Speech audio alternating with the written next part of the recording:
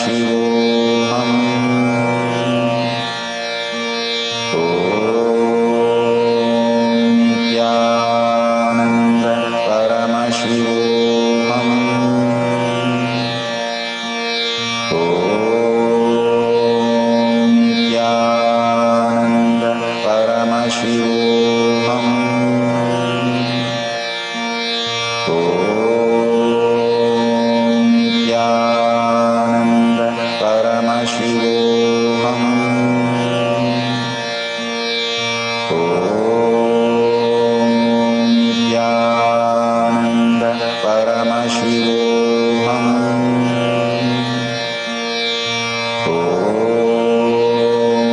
Nithyananda Paramashivam.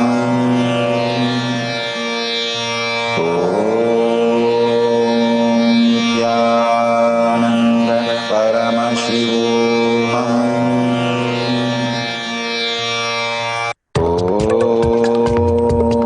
Nithyananda Paramashivam.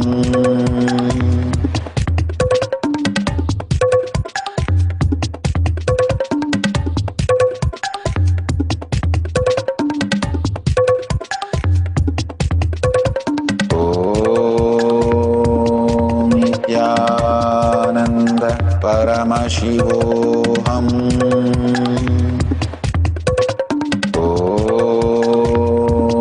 Nithyananda Paramashivam.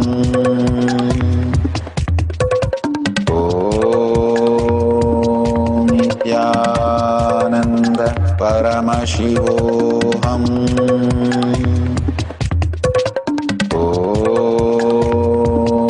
Nithyananda Paramashivam.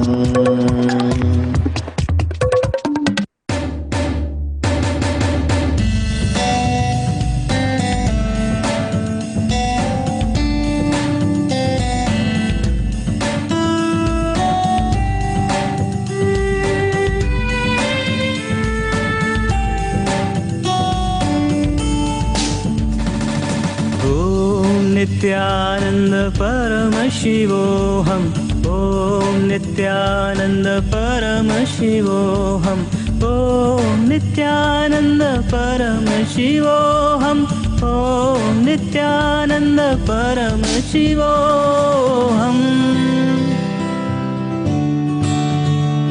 शिवोऽहम् शिवोऽहम् शिवोऽहम् शिवोऽहम् शिवोऽहम्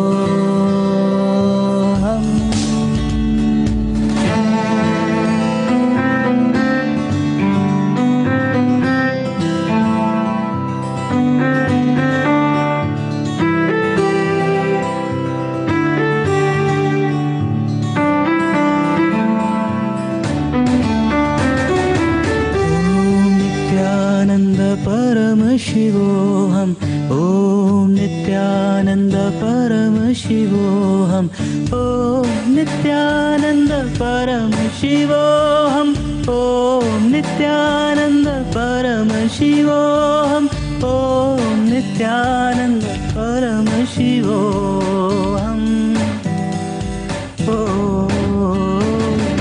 परम शिवोऽहम् परम शिवोऽहम् परम शिवोऽहम् परम शिवोऽहम् परम शिवोऽहम् परम शिवोऽहम्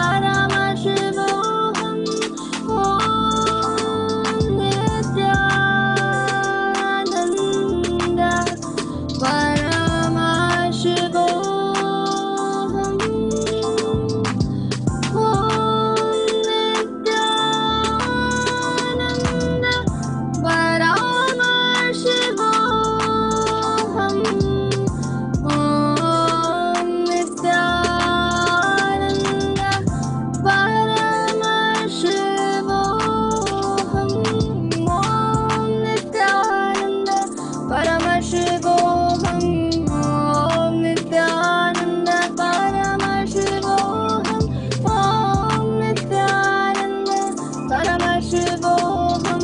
Om Nithyananda Paramashivoham. Om Nithyananda Paramashivoham. Om Nithyananda Paramashivoham.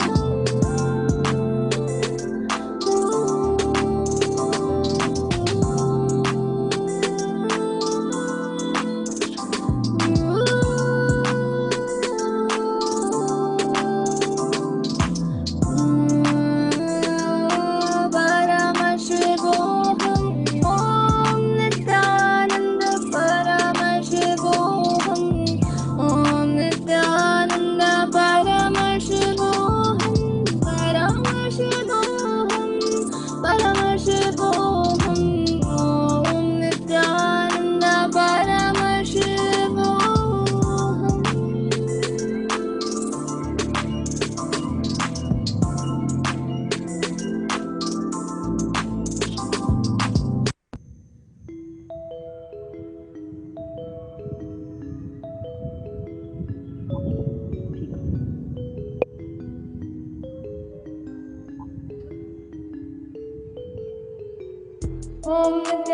Paramashivoham.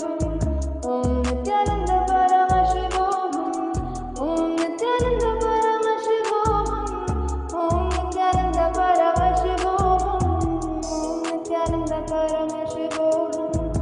Om Nithyananda Paramashivoham. Om Nithyananda Paramashivoham. Om Nithyananda Paramashivoham. Om Nithyananda Paramashivoham. Om Nithyananda Paramashivoham. Om Nithyananda Paramashivoham. Om Nithyananda Paramashivoham. Om Nithyananda Paramashivoham. Om Nithyananda. Om Nithyananda Paramashivoham. Om Nithyananda Paramashivoham. Om Nithyananda Paramashivoham. Om Nithyananda Paramashivoham.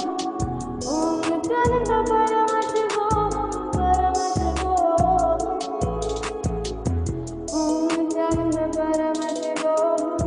Om Nithyananda Paramashivoham. Om Nithyananda Paramashivoham. Om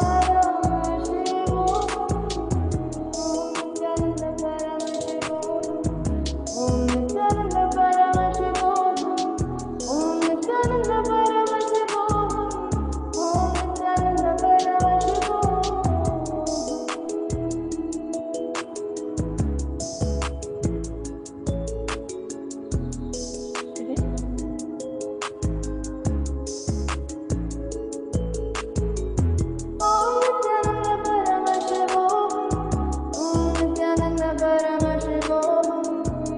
Nithyananda Paramashivoham. Om Nithyananda Paramashivoham.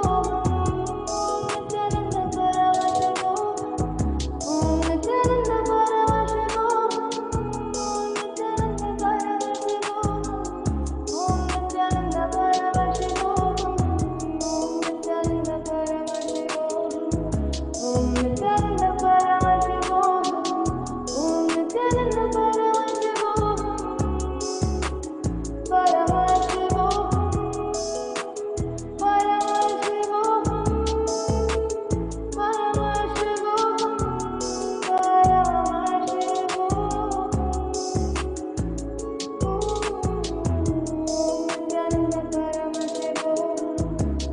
Nithyananda Paramashivoham. Om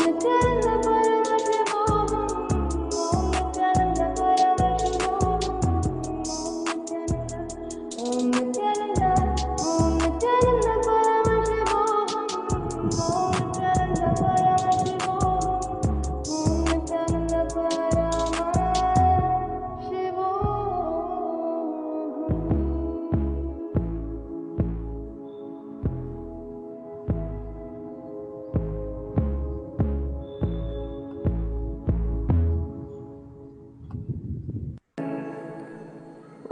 Nithyananda Paramashivam. Om Nithyananda Paramashivam. Om Nithyananda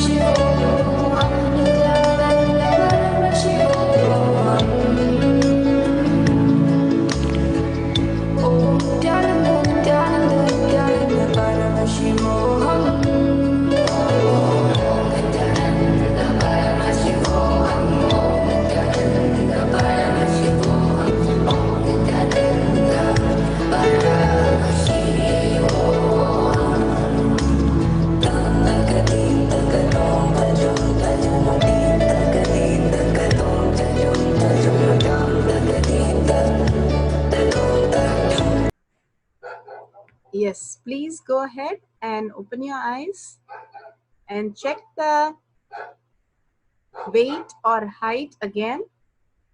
Go back to the same place where you have marked and check the weight or height, and you can post it in the Facebook, or you can post it in the Kailash Kotiyar Manifesting Power page. We'll show the detail where you can post the message. The whole space that Swamiji says, how we are in unclutched continuously, will make us manifest all the powers of Paramashiva. Every level we unclutch. When we unclutch with the body, so many powers manifest. When we unclutch from the pain, so many powers manifest. When we unclutch from different things like thoughts, we unclutch from the patterns, we unclutch from the inner image and the outer image, which is constantly in conflict. Each of the unclutched space that we go on taking the responsibility to unclutch, the siddhis, the shaktis start manifesting as powers through us. Swamiji shows us such beautiful powers through us when we connect to the ultimate oneness with restful awareness without clutching with any of the illusion and delusion. Swami says, don't even peek.